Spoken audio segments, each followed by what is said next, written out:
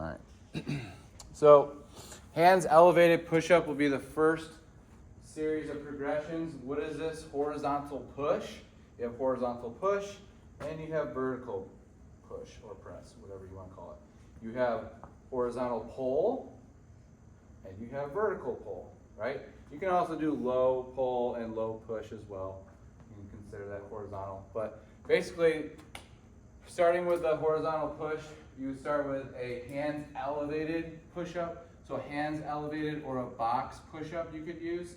So when the hands are elevated, it takes less stress off your core and your shoulders. So it's going to be an easier movement to perform. Remember, hands are going to be shoulder width apart. Your body is stiff like a board. Okay? We don't want our head up or all the way down. Just head is neutral. Spine is neutral. Back is straight. Feet are together. Lower down. Touch the chest to the bench. And then push off. Okay? We don't want our elbows out like this. And we don't want our elbows in like this. If you look over top of us, it should look like an arrow. Should look like an arrow. So our elbows aren't here. Elbows aren't here. It's kind of like an arrow if you look over top of us. Okay, so that's your hands elevated push-up. Then you work to the ground. MBSC does not do the knee push-ups because it takes the core out of it. So if you're going to regress for CFSC, they'd rather have you do a hand elevated push-up as opposed to a knee push-up, because when you take the knees off, when you put the knees on the ground, you take the core element out of it, which is probably 50% of the exercise is a core exercise, because it's an anti-extension exercise. So like when I'm in a push-up position, my back, just like a front plank, is trying not to do this, right? It's trying to do this. So we call that anti-extension. It's trying not to extend the spine. So push-up is an anti-extension and a horizontal pushing exercise, right? So as I go down, I'm isometrically contracting my core, and then once I get here, I press up, okay? So it's all the way down. The nose almost touches the ground. You should be able to put a PVC pipe on the back of my head, upper back and tailbone, and it should all be even on the way down and all the way up. Sometimes you'll see this. I mean, I could do 100 of these, right? And people will count those as a full push-up, but you're not getting the full range of motion, and honestly, you're taking the core totally out of the push-up. So the push-up is a core exercise, okay? So feet are together. Back is like a board, straight as a board. Hands are shoulder width apart. Okay?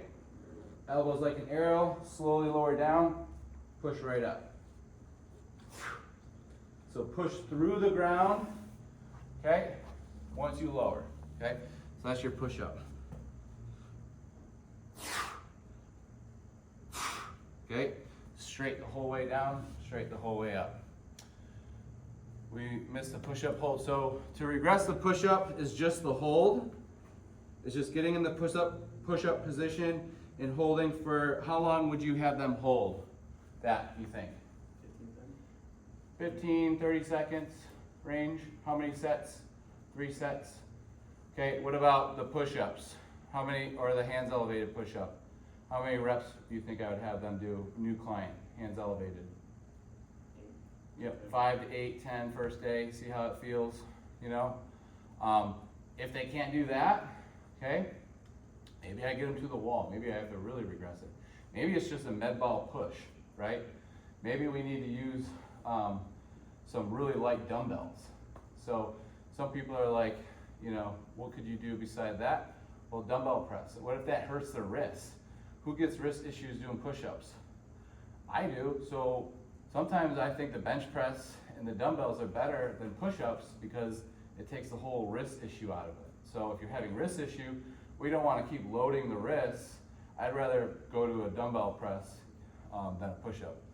Eccentric push-up. So eccentric meaning that the eccentric phase is going to be the main portion. So you're going to slowly lower down. How many seconds do you think it would take me to lower down for an eccentric push-up? At least 3. So I'd go 1, 2, 3. Okay, now I might go 10 seconds. 1, 2, 3, 4, 5, 6, 7, 8, 9, 10. Okay, so that would be a little bit harder than a push-up. How many do you think I would program? How many reps and how many seconds down? Harley, what do you think? How many reps would I have someone do of that? 5, maybe 5, 3 to 5. So you don't have to do as many, right?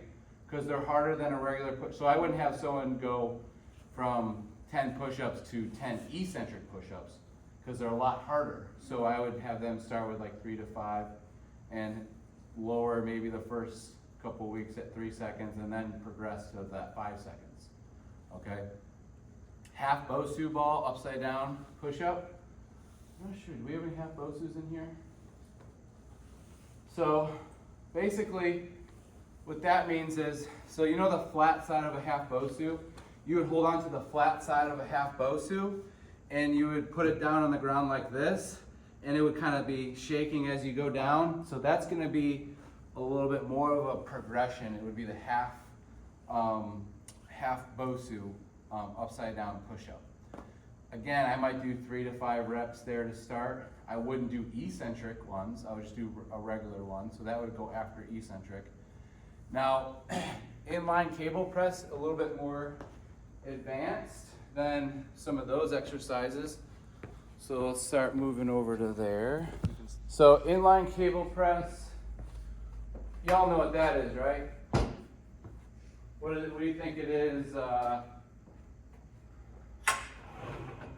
Actually, inline. What do you think inline means? So inline basically means half kneeling. So sometimes they'll use the terminology inline because it's going to be in line with my push or in line with my pull. So remember we did the inline pull? Did we get there? For horizontal row? Yeah. So this is one of the options for horizontal row. Is a one-arm inline row. You can advance it by bringing the back foot off the ground. Okay? So inline press, horizontal. So half kneeling. Okay, half kneeling position to start. Hand is next to the rib cage, look straight ahead. In all these positions, pushing, pulling, you want to make sure that you don't have an anterior pelvic tilt with the hips, and you want to make sure that your shoulders are kind of concave over your hips, right? So stacked. So like whenever I'm pressing, I don't want to be like this, pressing with my back arched. I want to be here when I'm pressing. I'm also here when I'm in my push-up. I'm here when I'm in my plank. I'm here when I'm in my side plank. So I'm always trying to stack the shoulders in line with the hips. So when I'm pressing, same thing. I don't want to be like this or like this. So here's a half kneeling or inline press. How many reps do you think I'll do on each side? 5 to 8 each side. So I might go 8 to 10 here. So because you can change the weight, and because weight won't be a factor for like maybe body weight will be, this is when we can start going a little bit higher with reps like 8 to 12 area, because you can go lower in weight here. Okay, so head in line with the shoulder. Okay, there's your inline one-arm press. All right, dumbbell bench press.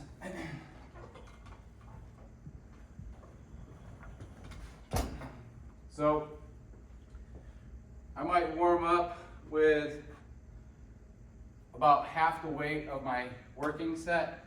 So if I know I can do 75s or 80s, I might start with 25, 35, or 40. I'm still gonna start light. But since I've already warmed up with those progressions, I can get right into it. But if I haven't warmed up today, I'd probably do some dynamic stretching, maybe some mobility, and then I would press. But for the dumbbell press, so what do we got here? So these are 55s. My max is probably my 5 rep max might be 85, 90, and then I might be able to get 100 for 2, but I'm never going for those numbers. You really want to just go for 8 to 12 rep range. So you might do 8 for higher intensity, or you might do 12 for a little bit lower weight. So if you're doing 4 weeks of 8 reps, maybe it's higher weight, and then you do 4 weeks of a little bit moderate reps for a little bit lower weight. So I start with the feet underneath the knees, bells right on top of the thighs. And I always look back before I go, just to make sure you know where you're going. You're gonna slowly lean back, hold on to the bells, and then one thigh at a time, you're gonna put the bell right in line with the shoulder. And then from here, you're gonna press up, head down. Okay, the bells are right in front of the sternum of the chest, pushing toward the wall or ceiling. You're gonna slowly lower down to the chest, and then press toward the ceiling. Okay, feet are down. You can squeeze the glutes. Back, the head is on the ground, so we don't want our head to be coming up off the bench like this. Head is down. Press straight up. Okay, and then slowly put those down. That would be your dumbbell bench press. So basically, the setup: dumbbells on the thighs. Slowly go back, kick 1 bell, 2 bell to the shoulder, press toward the sky, and then slow, lower, and a quick, forceful press toward the sky on the way up. Okay? Alternating dumbbell press. So what would be a little bit harder than your regular dumbbell press? An alternating dumbbell press, okay? So this is when we get into that dumbbell press. I get right arm down. So one arm's doing an isometric, the other one's doing a isokinetic. Isokinetic means concentric and eccentric combined. So this would be your alternating 2-arm press. Basically, what you're doing is setting up the same way, but you're lowering 1 arm at a time. So same directions, except lowering 1 arm at a time. The 1-arm dumbbell bench press. This one is going to target more of the core, and it's going to be more of a functional or a full body exercise because one side of the body has to stabilize while the other side of the body presses. So this one, you probably go a lot lighter weight because they're going to have to learn how to control it first. So my first prompt might be start with a real low weight and then get the feeling right and then start loading it a little bit more. So from here, 2 hands are on the bell to start. I'm going to slowly go back onto my seat. I'm going to press up toward the sky. With the opposite hand, I'm going to squeeze my fist to keep a little bit of irradiation. We call that tension. This, if I'm just kind of limp here or just kind of relaxed, it's going to take force away from this arm. So if I can squeeze this arm, or I can just rest it right here, I'm going to lower down. My body wants to twist and turn off the bench, so that's where I have to use my core to tighten and stabilize before I press up. So this core here has to really be engaged for me to be able to do that. Otherwise, my whole body wants to twist off the bench. Okay, so that's the 1-arm dumbbell chest press. Then we move to the barbell bench press, which y'all have definitely probably seen before. If you can't see it, you can stand up.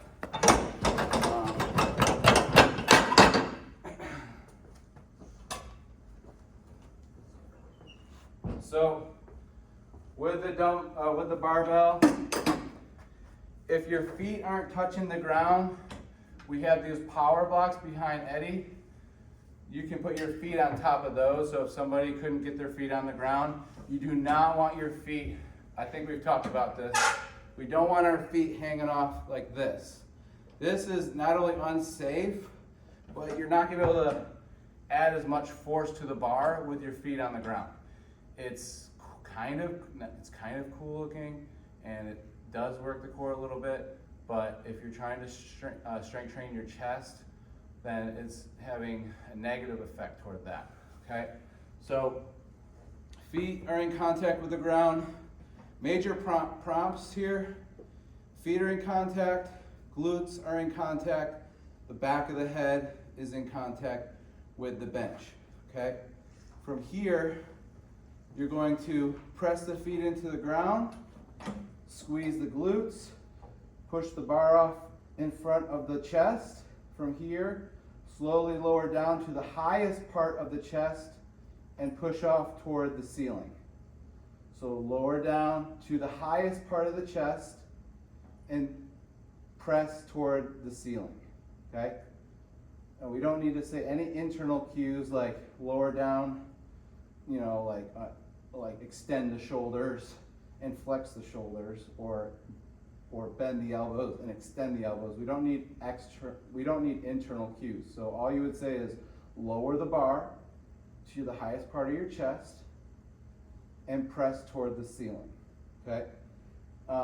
When you're spotting someone, you need to make sure that you're not just watching, and your hands should never be right here when you're spotting someone. So you should never look like this.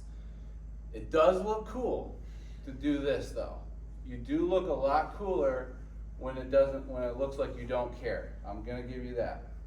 But it's a lot cooler if your friend doesn't get injured. I think that might be a little cooler. So always one hand, you can do one hand alternating grip spot, one hand underneath, one hand over top, and then it's a 1, 2, or you just wait until they start pressing the bar, and you give it just about 5 to 10 pounds of strength, right? You're not lifting it for them.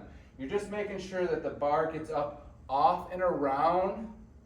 What do we call these?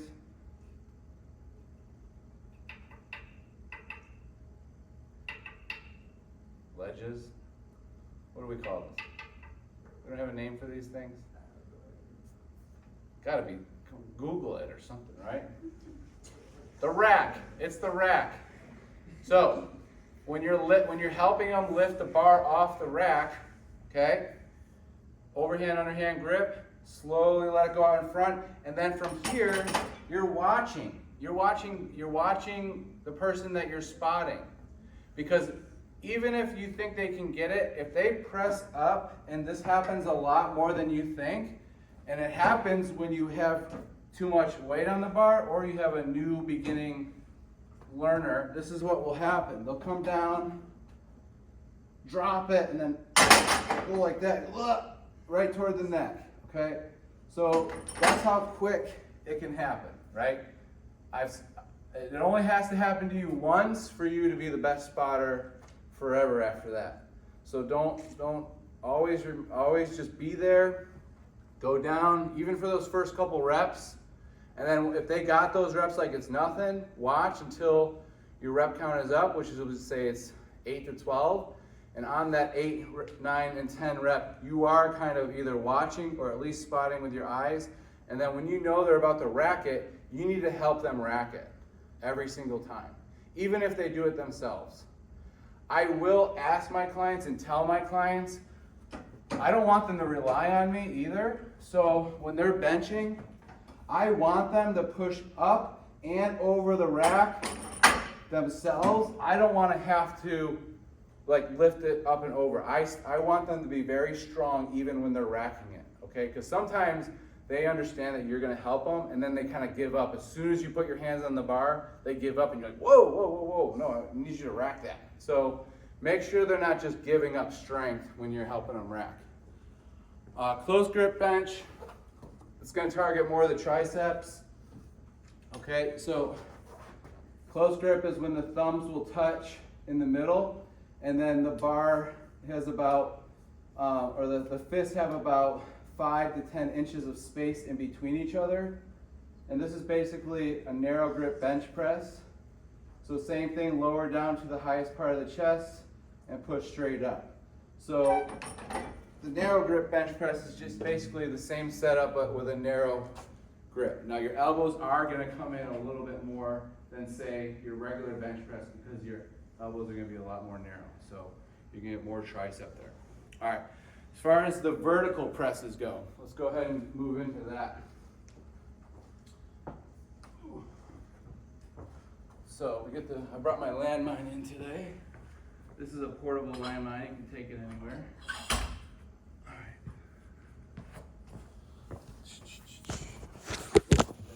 All right. I think it helps when I do it so we can just get it through.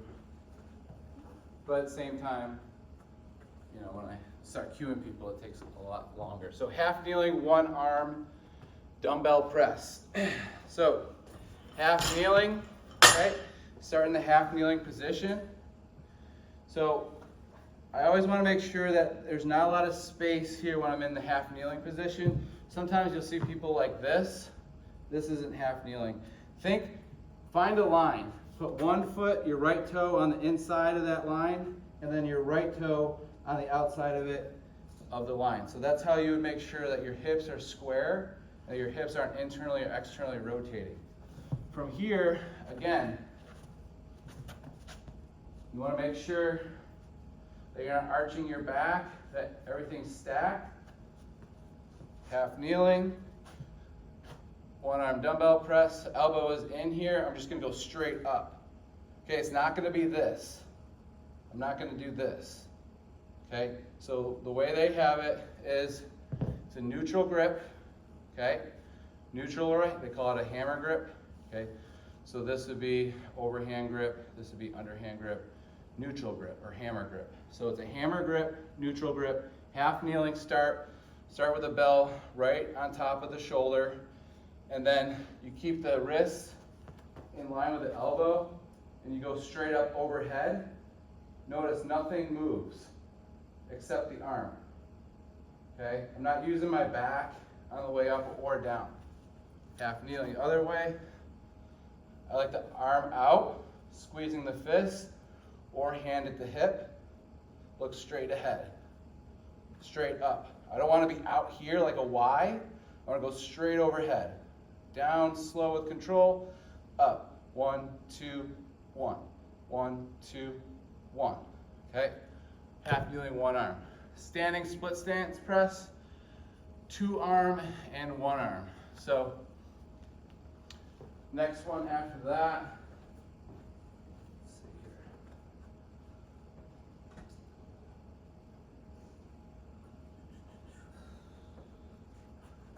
So, standing split stance. So standing split stance, okay?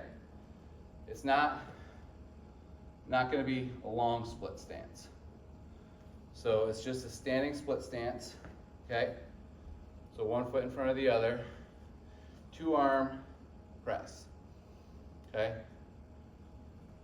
This is going to give us more stability with 1 foot back. That's why we're doing the split stance. Okay, it could be like that or like that. Okay, so you could be on the back toe or the back heel as long as you're in a split stance position. Okay, you're not going down and up, it's strict. Okay, that's a standing split stance press. You can also do the 1 arm. Okay. Dang it.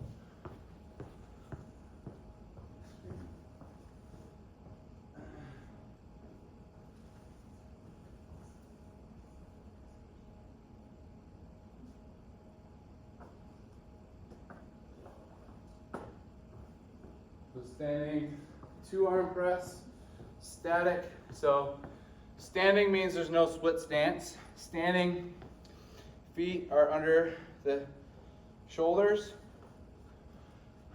Curl the weight, or you can kind of clean the weight up or curl the weight up. It doesn't matter how you explain that.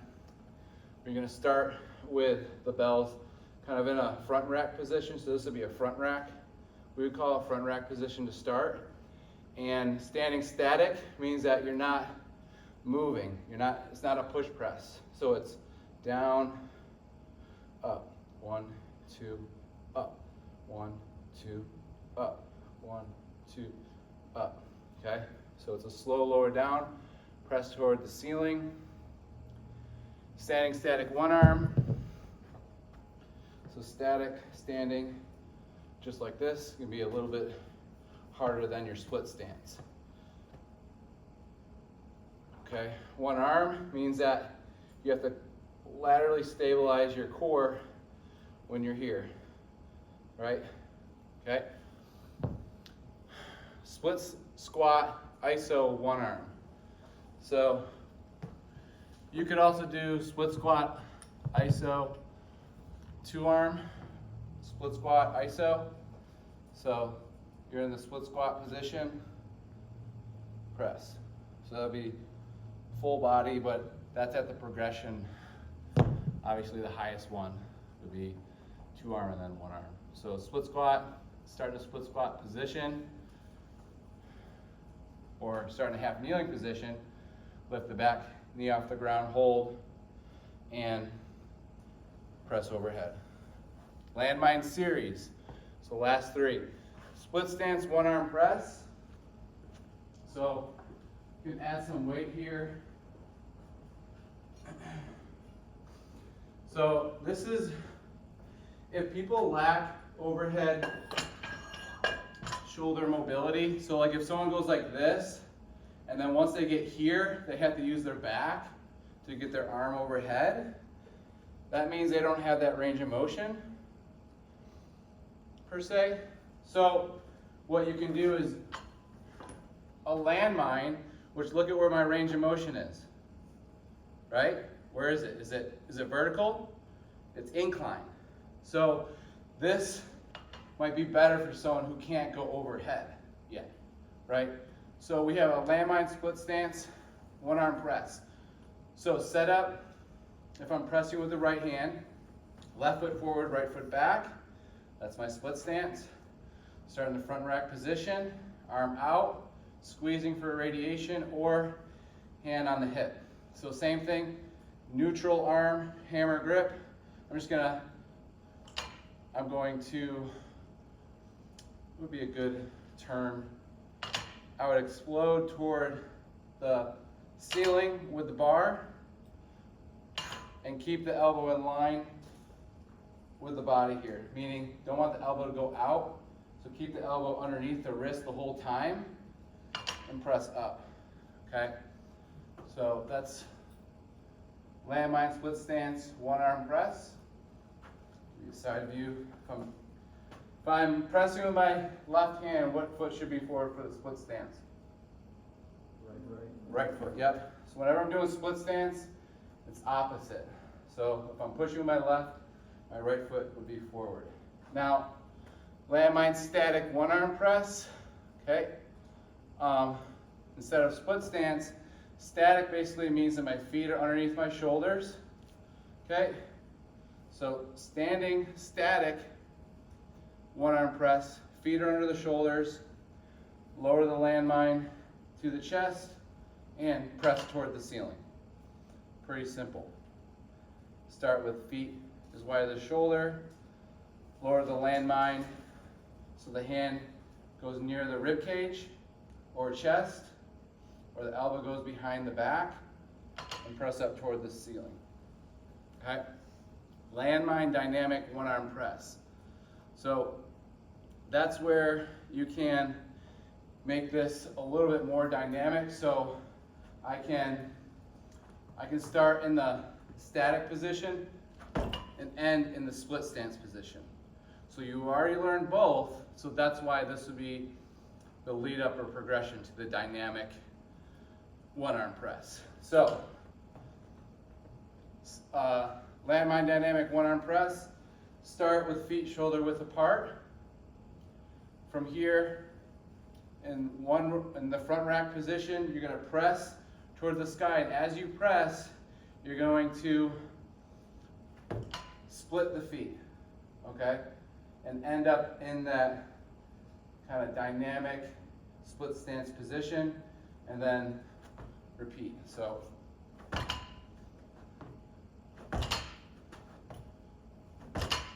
okay, You can also get to the point where you're doing like a clean and press.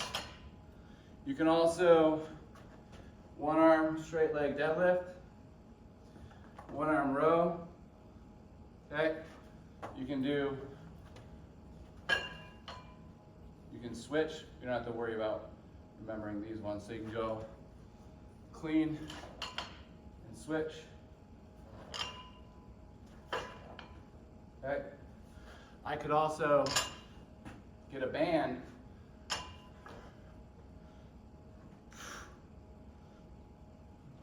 So I could do a push and pull at the same time. I could get a cable or a band, pull, push. Okay? So you can do anything. Front squat. You can do anything you put your mind to. See, I feel really good from working out, and y'all are just sitting. All right, all the endorphins from me are like go crazy. All right, so any questions on horizontal pressing, vertical pressing, regressions, progressions, modifications before we move?